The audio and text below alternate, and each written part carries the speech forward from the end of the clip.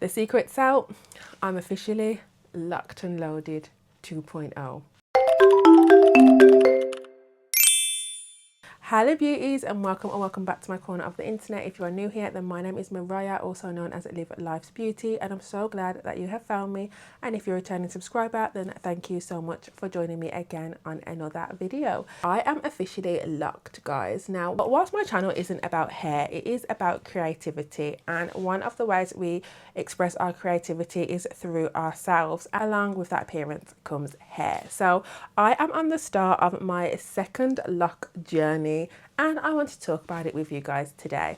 So I want to say about 3 years ago, I officially got locks for the first time. I made a video about it, which I since have privated on this channel. And I just explained like why I got locks and what started it for me. So I'm going to answer some of your burning questions, and then we're going to just talk about it a little bit. So number one, was this a spiritual or religious journey for me? The answer is no.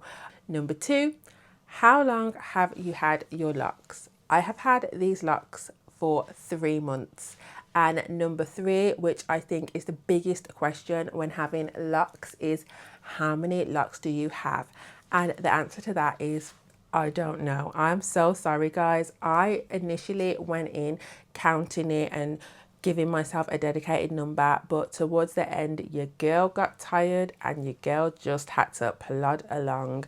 So let's talk about it. So on the 23rd of April 2026 is when I officially started my lock journey. I decided that I was going to give myself micro locks. So I parted my hair into a grid pattern that I just found on YouTube, and I began in small sections. And on the 26th of April, that's when it was officially complete. So yes, you heard me right. If my calculations are correct, it took me 4 days to complete this whole transformation, hence why your girl stopped counting. I had initially gone for about 300 locks. Whether I achieved that or not to this day, I still couldn't tell you, because again, I still have not counted my locks. But I knew I wanted to make them micro locks, so as small as I could physically do it. I started off with 2-strand twists, and then for retightenings I decided to interlock. So I have started and maintained my own hair. As of now, we're into the 3-month mark. I have retwisted twice. First time I retwisted 4 weeks exactly, and the second time I was pushing more around 8 weeks, just because there wasn't a lot of growth for me to interlock, whereas the first time there was a lot of slippage and there was quite a lot of growth, because when I interlocked, especially the front of them, you could see they desperately needed to be done, and the length that had formed from me interlocking it. But why was my first lock journey unsuccessful, and why have I started it again now? So when it came to my first lock journey, I always wanted locks for the ease of them. Before that, I knew nothing about locks. 2 of my family members have had locks in the past. One of them has since kept them, one of them has got rid of them, and that's the only 2 people I know that had like locks or dreadlocks as females. We had some male family members, but none that I was close to or none that I would see regular that had locks. So that was the first inspiration of, actually, I think that looks really nice on them. And it's just in the back of my mind an idea. So when I went to have my locks done, I was given a price. I thought, okay, that seems like a fair amount. It was a little bit more than I'd expected. And I was given a schedule and a cost breakdown of how much it would cost for every retwist and how often I would need a retwist. And I thought, okay, this also seems like something I could stick with. As time went on, the prices changed. It felt like every visit was a different price. I did used to get a wash and a retwist when I went, so they were doing that. But even then, it was never a consistent price. It would be £100 one month, it would be over £100 the next month, it would be back down the month after. So it was just very unpredictable, and a lot more than what I had anticipated and budgeted for with my 4-week retwists. Now, it's no fault of the hairstylist. Things go up, prices come up, different services require different things, you know, a deeper condition, a deeper this, whatever. But it just wasn't becoming feasible for me anymore, when the whole point of me doing locks was to minimize the cost of doing my hair, because prior to that I was doing wigs, I was doing weaves, I was doing braids, and those styles cost a lot of money, and I just wanted to kind of break free from that. But then it was coming up to the same amount and more regular, because I wasn't getting braids and weaves every 4 weeks, but I was getting my hair retwisted every 4 weeks. So yeah, that just became a really big expense for me. Also, because of the money aspect, my locks were a lot bigger. I never wanted to have locks that big, but it budgeted to what I could afford. And even that was still too big for me personally. I kind of hid it underneath my wigs and head wraps, and then I think when I got to the 7-month mark, it had grown to about this length that I'm at now. And then I decided to free it to the world, and then I want to say maybe a month or 2 later I combed it out. So yeah, it was a short-lived journey, but it was a journey, because I had started that from literally like a grain of hair. I'd just given myself a big chop. This time around I knew that the hairdressers was not going to be an option for me. I just done a lot of YouTube research and decided to do it myself. So no, I do not have a grid pattern. Like I said, I tried my best to part my hair as best as I could, but it's not a uniformed grid, which brings me on to number 2. My locks are not uniform. You can see this lock is a lot thinner than this lock. And yes, that may cause me problems in the future, but again, it's the best that I could do with the knowledge that I had. Now, locks are one of them things that you never really know how badly you are messing up until they mature. So I hope that I've not done too much damage. I think definitely with one like that, I will have to combine it. I don't know how to combine locks as of now, but I'm sure I will learn. Again, I will be self-maintaining this, because when I was looking at prices in my area to start off micro locks, it was coming up to £300 plus. From having locks in the past previously, I know that it's definitely not as low maintenance of a hairstyle as I originally thought it could be, but it is a hell of a lot less maintenance than before. So right now I will say that I'm not loving the length of my hair. This is one of the biggest adjustments that I've had to become accustomed to. I know that when people first start locks, they talk about the ugly phase, and a lot of people don't want to admit to that, or they don't want to label it as that, because everything is beautiful and it's a transition, and I do believe that, but I think it's a very big jump.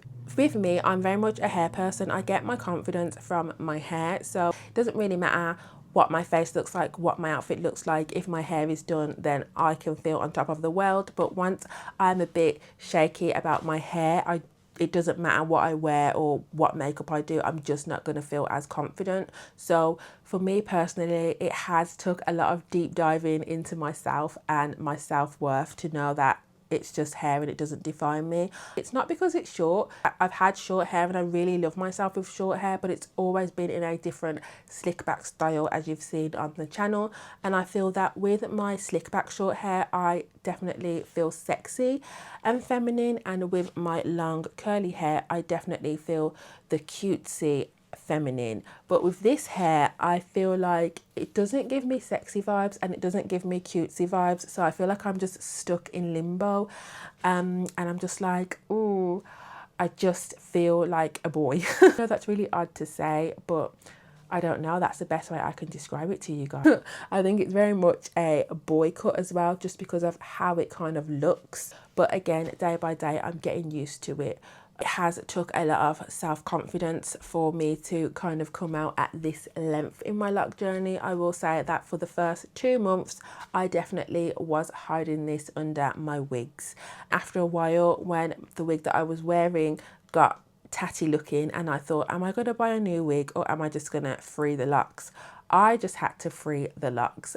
So far, I've had really positive comments. Obviously, most people that see you in the flesh are going to be positive about it, but I actually do come from a very vocal family, so it wouldn't be their first choice of hairstyle for me. But because I had locks the last time, and I've done it again this time, but as a smaller length, they have commented that, you know, oh, these ones really suit you a little bit better than the previous ones, which I knew originally this was the kind of locks that I wanted to achieve the first time round, but again, finances couldn't afford it. One thing I will say, which I'm not gonna do, I'm gonna let it run its course, is to get lock extensions.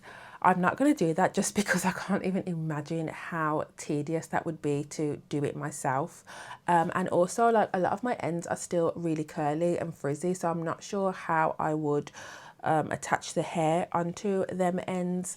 And also, they're really small because they're micro locks. They are obviously really thin, so finding that little tiny bit of hair and then like crocheting it in, or I know they're kind of like stab it in, I just can't. I just, honestly, the time that it would take to do that, for me anyway, girl, I couldn't. It was a struggle to just do this. Like when I got to like day 3, I was like, I am ready to, because when I tell you it was from day till night, it was from day till night. My back hurt, my bum hurt, my arms hurt, everything hurt. But yeah, the retightening has not been so bad. The retightening has taken about a full day, which I think is really good for me, if I'm honest.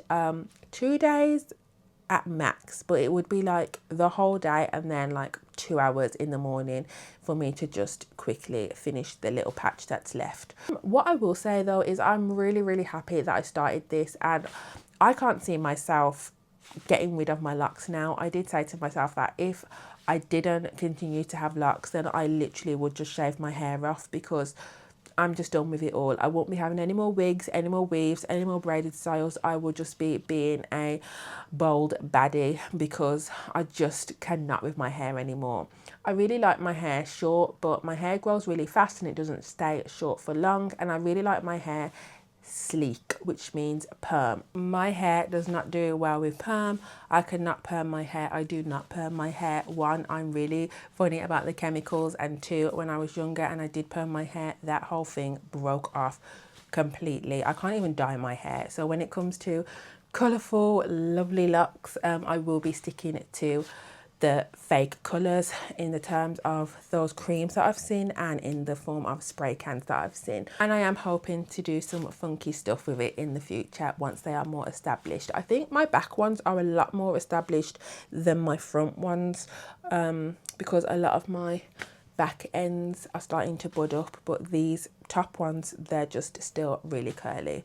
In terms of maintenance, I am low maintenance. I don't do anything with my locks. I barely spray water on it. I literally just oil my scalp as and when I feel like it needs it, and then wash it. Do you want to get into getting a better shampoo, maybe like a moisturizing shampoo?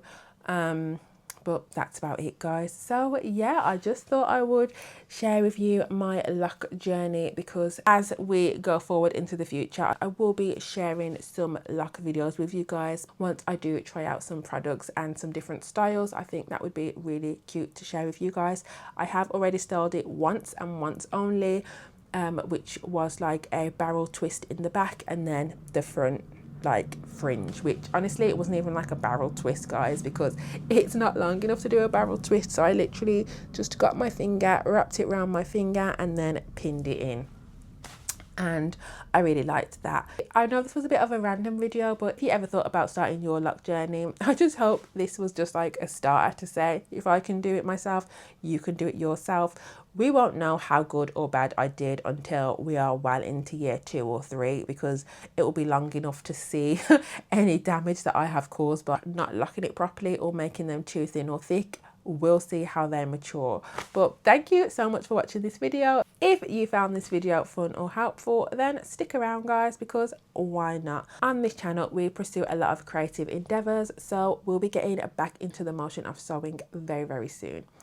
With that being said, thank you so much for watching. Do not forget to live a life's beauty, because life is beautiful and it's out there waiting to be lived by you. And hopefully I will see you in another video. Bye.